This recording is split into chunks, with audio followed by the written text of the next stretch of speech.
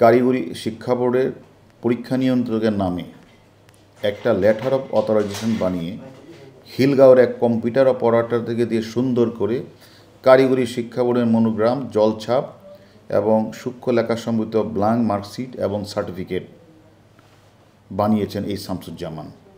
খিলগাঁ থানার ওই সেই মামলাতেই আমরা তাকে সিস্টেম অ্যানালিস্ট শামসুজ্জামানকে আমরা 4 দিনের রিমান্ডে এনেছি এবং আমরা রিমান্ডে এনে তার সাথে বিভিন্ন বিষয়ে কথা বলছি এবং বিভিন্ন অসদাচরণ এবং অসুবিধা অবলম্বন করে জালিয়াতির দায়ে 2024 সালের ফেব্রুয়ারি মাসে কারিগরি শিক্ষা বোর্ডের সিস্টেম অ্যানালিস্ট জনাব শামসুজ্জামানের কিন্তু 3 সদস্যের তদন্ত কমিটি হয়েছিল। তো উচ্চ পর্যায়ের এই কমিটি কিন্তু সিসিটিভি ফুটেজ, ডিজিটাল তথ্য থাকার পরেও তারা তদন্ত রিপোর্ট দিতে বিলম্ব করছিল। তো এই অভিযুক্ত সিস্টেম অ্যানালিস্ট শামসুজ্জামান কারিগরি শিক্ষা বোর্ডের চাকরি ধর্ষ ফয়সালকে দিয়ে ফুল টাইম নিয়োগ করে একটি বাসা ভাড়া নিয়ে সার্টিফিকেট ও মার্কশিট তৈরি করে বিক্রি করছিল এবং নিজের বাসাতে থাকা কম্পিউটার প্রযুক্তির মাধ্যমে সেগুলি বোর্ডের নির্দিষ্ট ওয়েবসাইটের বৈধতার জন্য আপলোড করছিল, যা মানুষ বিভিন্ন জায়গা থেকে এগুলি তারা দেখছিল এবং ইচ্ছা করলে কারো রোল নাম্বার থাকলে সেটা দিয়েও তারা এটা যেটা দেশ বিদেশ থেকে সেটা তারা এটা যে বৈধ সেটা তারা প্রমাণ পেত।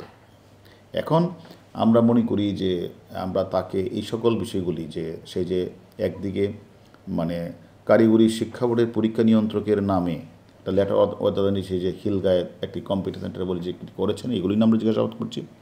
পাশাপাশি আমরা মনে করি শামসুজ্জামান এবং কারিগরি শিক্ষা বোর্ডের অন্যান্য কর্মকর্তা কর্মচারীরা বছরের পর বছর যে সকল মার্কশিট সার্টিফিকেট বিক্রি করে সেগুলি কিভাবে শনাক্ত করে বাতিল করা যায় সেই সম্পর্কে শামসুজ্জামান গুরুত্বপূর্ণ তথ্য আমাদেরকে দিয়েছেন, যা আমরা কারিগরি শিক্ষা বোর্ডের সচিব মহোদয়ের কাছে এবং সংশ্লিষ্ট বোর্ডকে আমরা জানাবো এবং বিশেষ করে এছাড়া বুয়েটের যারা এক্সপার্ট তাদেরকে নিয়ে কিভাবে এই কাজটা করা যায় সে সম্পর্কে আমরা সাজেশন দিব। বিভিন্ন ধরনের নাম আসছিল শামসুজ্জামানের জিজ্ঞাসাবাদে আমরা ভিডিও ক্লিপসও দেখেছি যে দুদক সহ সাংবাদিক অন্যান্য ম্যানেজ করে তিনি চলতেন। তো তাদের ব্যাপারে কোনো সিদ্ধান্ত আছে কিনা বা তাদের জিজ্ঞাসাবাদের আওতায় আনবেন কিনা? না, এটা আসলে আমি যেটা বলেছেন আসলে সে যখন আমাদের প্রথম আসামি শামসুজ্জামান 6 দিনের রিমান্ডে ছিল, ওই রিমান্ডটা তখন ঈদের আগে রিমান্ডে ছিল, রমজান মাসে। তখন সে মুহূর্তে তার কাছে কিছু সাংবাদিক টেলিফোন করে যে ঈদ চলে আসলো, টাকা দেন। তখনই সে প্রেক্ষিতে তখন আমরা তাকে জিজ্ঞাসাবাদ করেছি যে তোমার কাছে সাংবাদিক টাকা চাচ্ছে কেন। তখন সে আমাদের যেটা বললেন তার বিষয়গুলি সে খোলামেলাভাবে আমাদের কাছে বললেন যে আসলে আমার এখানে এই পদটাকে ধরে রাখার জন্য আমাকে অনেককে ম্যানেজ করতে হয় এবং এই ম্যানেজটা না করলে তারা আমাকে হয়তো এই পদ থেকে সরিয়ে ফেলবে। সে কারণে আমি আসলে সাংবাদিকতা তো আমাদের ডিবিরও শত্রু না, আবার প্রতিপক্ষ না, আবার শামসুজ্জামানের প্রতিপক্ষ না। আর গোটা সাংবাদিকদের নিয়েও সে বলছে না, সে কয়েকজন সাংবাদিক নিয়েই বলেছেন যে তার টেলিফোনটা আসার পর যে আমরা জিজ্ঞাসা করলাম টেলিফোন আসছে কেন, তখন বললো যে পদটা টিকিয়ে রাখার জন্য আমাকে তাদেরকে ম্যানেজ করতে হবে। আসলে তখন এখন দ্বিতীয়বার আসার পরেও যে তাকে যখন আমরা জিজ্ঞাসাবাদ করলাম তখন সে বললো যে কোনো সাংবাদিক কখন কোথায় কিভাবে টাকা প্রদান করেছেন এবং কোন সাংবাদিকের সার্টিফিকেট মার্কশিট পরিবেকে জড়িত ছিল তা তিনি ডিজিটালি দেখিয়ে দেবেন। এবং আমরা আমরা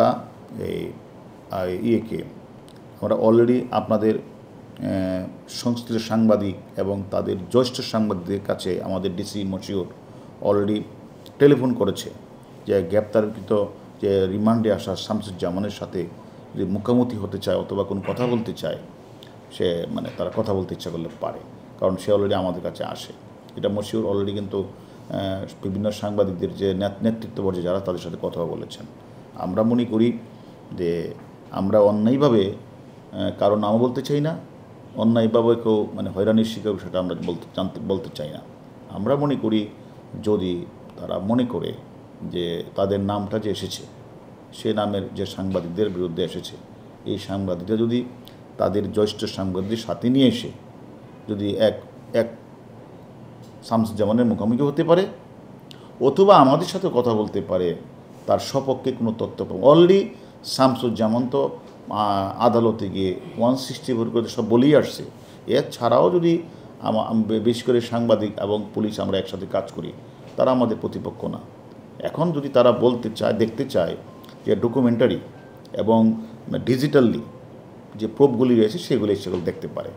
এবং আমি মনে করি দুদকেরও ঊর্ধ্বতন কর্মকর্তাদের সাথে আমার কথা হয়েছে, তাদেরও 3 সদস্যের একটা কমিটি আছে, তাদেরও আমরা বলেছি যে আপনারা প্রয়োজন মনে করলে দুদক সম্পর্কে শামসুজ্জামান যে কথাগুলি বলেছেন ইচ্ছা করলে আপনারাও জিজ্ঞাসাবাদ করতে পারেন। তো ওনারা যদি আসেন তো কথা বলবেন।